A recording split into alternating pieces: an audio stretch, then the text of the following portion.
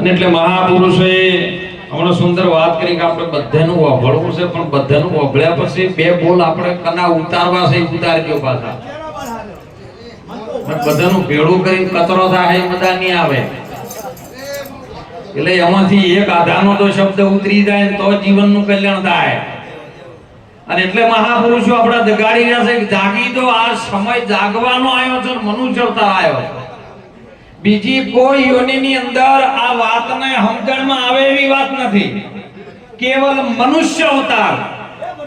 અને એ ગુરુના ચરણે જઈને આપણને ગુરુ ચરણે જવાનો, જ્યારે ગુરુ મહારાજ આપણને માથે પંજો મૂકે પછી આપણને દાનવમાંથી માનવ બનાવી દે અને અવતાર આલે. અવતાર મળ્યા પછી તમારી ઈચ્છાથી તમે કરી શકો. અને એટલે મહાપુરુષોએ સંતોએ કીધું છે કે હે માનવ, વિશ્વાસ કરી લે, સમય બનીને સમજાવું છું. આ દુનિયામાં ઈચ્છાથી હું અવતાર ધરીને અવતાર ધરે છે અને એની ઈચ્છાથી. એટલે મહાપુરુષોની વાત ખૂબ જીવનમાં ઉતારવા જેવી છે. જેને જેને આ હૃદયની અંદર ઉતારી, મને ખૂબ સુંદર સાખીમાં વાત કરી કે રામ નામ તું રાખ હૃદયમાં, નિરાત બાપુ બોલ્યા. અને કાઢો કલ્પના કાચી.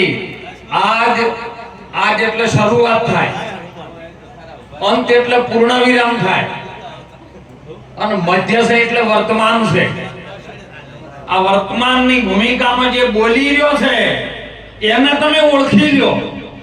અને એટલે ગોરખનાથજી પણ કીધું તમે બોલતા પુરુષને ધાવો તો મટી જાય સર્વે દાવો. આ કાયા નગરીમાં જોઈ તપાસી લો, બેઠેલો છે મોય એક બાવો. ઈ બાવાની ખોજના કરી દો તો પ્રગટ થઈ જાય દાવો. તમે બોલતા પુરુષને ધાવો.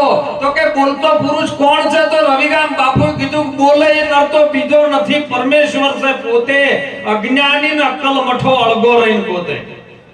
ભીતર જામ ફૂલની અંદર સુગંધ ભરેલી, દૂધની અંદર ઘી ભરેલું છે, એમ તલમાં તેલ ભરેલું છે, એમ પરમાત્મા તમારા આ શરીરની અંદર ઠસોઠસ ભરેલો છે. કોઈ જગ્યા ખાલી નથી એવું છે. પણ આપણને મથતો નહીં આવડતું, આપણે બીજે મથી રહ્યા છે. જો મથવાનું મોય આવે ને અને મોય મંથન કરીને વલોણું થઈ જાય તો અમો તત્વરૂપી સાર થઈ આપણને જડી જાય એવી વાત છે હો. અને એટલે મહાપુરુષો ઈ ભૂમિકા સુધી આપણે લઈ જવા માટે મહેનત કરી રહ્યા છે. જે આ ભૂમિકામાં ગુરુના વચનને જેને સેવ્યો છે, ગુરુ વચન નિભાવો બહુ દોહલો છે. વાતો કર્યા હાટે કશું મેલ પડ્યો નથી. ઓમ વાતો કરવી પડે છે, વાતો કર્યા કરવી એ પડે, પણ વાતને ઉતારી અને એની અંદરથી વાતમાંથી શું સાર છે ગુરુ મહારાજનો વચન છે. અને વચન જેને વળ્યો છે ને એના માટે કલ્યાણ થઈ જાય. આ મનુષ્ય જન્મ ફેરો જે આવ્યો છે એ ભોગટમાં ન જાય. એટલા માટે આપણા આ બધા મહાપુરુષો છે ને આપણને એક સાચી દિશા તરફ લઈ જાય છે. નકે ઢોરે જીવન તો જીવે છે, પણ આ વાત એવી છે ને મહાપુરુષો એક ટૂંકું દ્રષ્ટાંત કહીને આપણે કેમ કે સમયની મર્યાદામાં આપણે ચાલવું પડે. અને સમય વર્તે તો સાવધાન ના થઈ જાય તો કદીએ મેળ આવે હો નથી.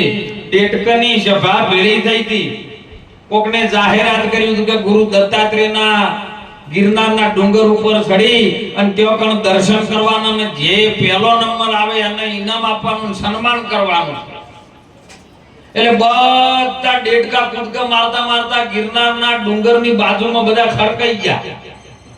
એટલે આઈનું ઉભા તો રહ્યા, બધી વાતો ચાલી કે મારું ગુરુ આટલું બધું ઊંચું છે ને હવે ચડે કોણ. અડધા પાછા વળ્યા, જોઈને ઊંચાઈ જોઈને પાછા વળ્યા કે આપણે જવું નહીં, પણ આપણો પતો લાગે એવો નહીં હોય. એટલે તેઓ કણ 3 પરિક્રમાઓ આવે છે. એમ આપણા પંચભૂતોના પૂતળામાં પણ 3 પરિક્રમાઓ છે. સદારામ બાપા કહેતા ત્રિવેણીના ઘાટે રે જેની સુરતાઓ લેવાલે છે. એ ત્રિવેણીનો ઘાટ આવે ને એ જઈને ઉભા રહ્યા, પેલું પગાચ્યું ને એક પરિક્રમા કરી એટલે ત્યાં એ સમાજવાળા ઉભા હતા. ઓહો આપણી સમાજ હોય જો દોષ મળ્યા કે અમે તો છે ગુરુ દત્તાત્રેયના ડુંગર ઉપર શિખર ઉપર જશા. આપણી 4 પેઢીઓમાં નહીં 10 પેઢીઓમાં તપાસ કરો કે આપણી સમાજના જો ગયા છે એટલા સુધી. આપણે કે આટલામાં ખાડા રે ખાબોચિયાની ડેડકી શું તો અને સમુદ્રની લે. એટલે કે આપણે ખાડા કે કૂદકા માર્યા છે બહાર આપણે જ્યાં અને પેઢીયામાં તપાસો કોઈ નહીં ગયું એટલે 50% એ પાછા વળ્યા. બીજું શિખર ચડવા બીજી પરિક્રમા છે ને એવડી બીજા બેઠા તો હળંગ ડાયા દોઢ ડાયા તો બેઠા તો ગમે ગમમાં.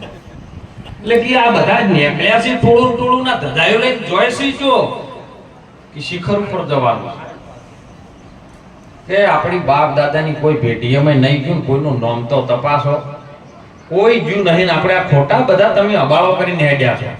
એટલે બીજા 8-10 જણા હતા એમાંથી બીજા પાછા પડ્યા. એક જણો ઠેઠ શિખર ઉપર પહોંચી ગયો હો અને શિખરે જઈને જો શંખનાદ થયો ને ધજા ફરકી પાદુરો. એટલે ત્યાંના સંચાલકોએ કીધું કે ભાઈ એક આવી ગયો છે અને એને આપણે સન્માન કરવાનું પણ એના જે મા બાપ હોય એમનું સન્માન આપણે પહેલું કરવું પડે. ભજન કરે ને એટલે આપણે એમ કહે છે કે ભજન કરાવનાર મા બાપની જાય.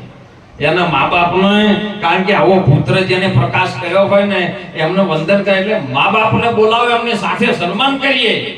જાહેરાત કરીને એમના મા બાપ આયા અને કીધું કે તમારો દીકરો ઠેર શિખર ઉપર આવ્યો છે ને દર્શન કરી લીધા છે ને એનું સન્માન કરવું છે, પણ એ પહેલા અમારે તમને માયા કાલવું છે, 5 મિનિટ તમે બોલો.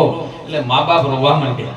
એટલે બધા ઉભા સન્માન વાળા કે જેમ રોવો છો, તમારો દીકરો આટલું શિખર પ્રાપ્ત કર્યું કે ઓનો જન્મ થયો ને ત્યારે તપાસ બહુ કરાઈ હતી. અમે ઘણી ટાપલીઓ મારતા હતા, ઘણો જગાડવાન ફંફોળવા કરતા, પણ આર્યો બોલતોય નતો, તાકતોય નતો, ખાલી રો કરે. એટલે અમને એમ લાગ્યું કે ઓને શું છે, ડોક્ટરો પાસે તપાસ કરાઈ કે આ તો બેરો છે. અમને એમ લાગ્યું કે આ બેરાને કોણ રણી ધણી થાહે, કોણ અને આટલા સુધી નોમ કમાવરાશે, મારા બેરા દીકરાનું કોણ થાહે. પણ આજે આ શિખર ઉપર ચડવાનું હતું તો બધા વચ્ચે આયા પણ કોઈનું ઓભળ્યું ના અને બેરો હતો એટલે પહોંચી ગયો.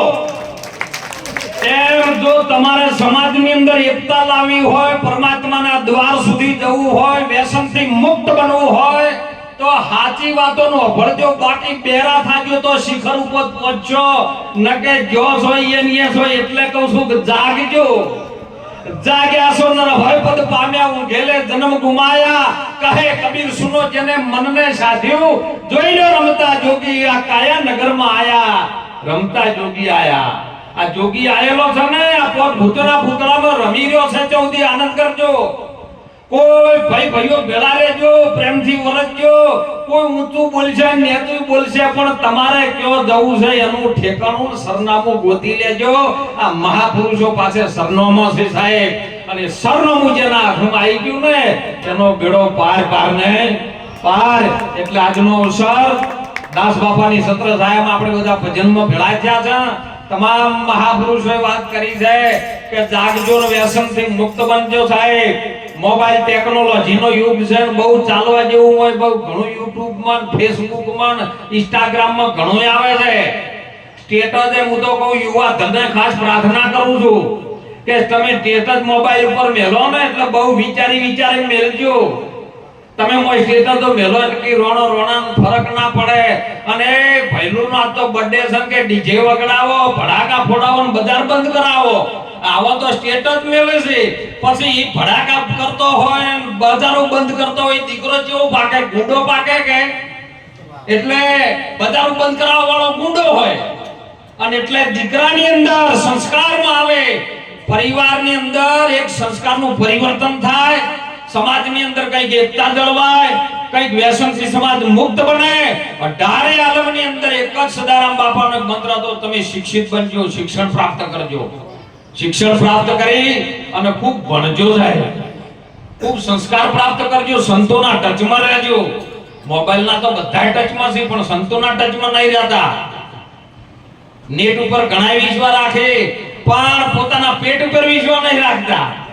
ટાવર ઉપર ઘણો વિશ્વાસ રાખે પણ સદગુરુના નામનો જે પાવર છે ને એના ઉપર કોઈ વિશ્વાસ નહીં. અને જો જેને આયુ જડી ગયું ને તો મહાપુરુષો કે આપણા જીવનની પ્રગતિને કોઈ રોકી નહીં શકે. અને એટલે બધા હળી મળીને એકતા રાખજો. 5 વર્ષે ઘણું આવે છે જુદું પાડીને જતું રહે છે. મારે એમાં નહીં જવું, પણ જાગૃત થાજો.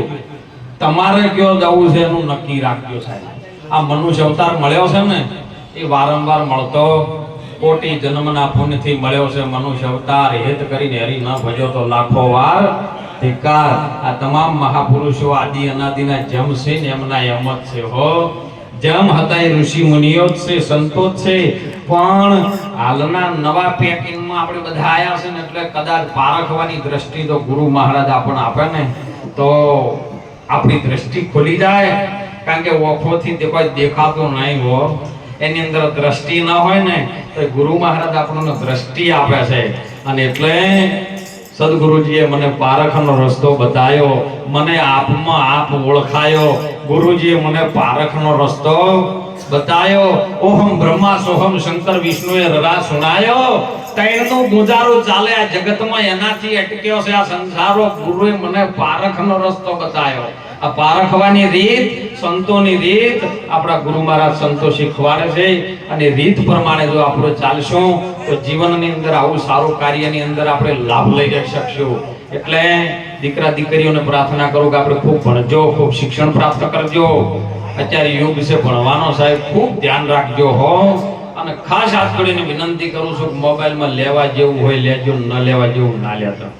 તમારા બાપાની પાઘડીઓ હોય, એની ઇજ્જત હોય, આપણે મોબાઈલમાંથી ન લેવાનું. કદાચ કોઈના લેવામાં ન આવે એવું આપણે લઈ જઈએ ને એના માટે કુસંગે આપણે ચડી જઈએ અને કાલ ઉઠીને આપણે દેવી દેવતાના મંદિરે ન જઈ શકતા હોય, એ વંદન ન કરી શકતા હોય, સંતોને આપણે પ્રણામ ન કરી શકતા હોય, પણ આપણી એક નાની ભૂલ એવી થઈ જાય, ન લેવાનું હોય લઈ દો, કુસંગે માણસ સડી જાય અને તમારા મા બાપને બીજાના પગમાં પાઘડી મૂકવા જવું પડે એવું જીવનમાં કાર્ય યુવા ધન ન કરતા સાહેબ. એટલી હાથ જોડીને વિનંતી કરું છું. આટલું બોલી સર્વે સંતોના ચરણમાં વંદન કરી વાણીને વિરામ કરો. બોલો સદગુરુ ભગવાન કી જય.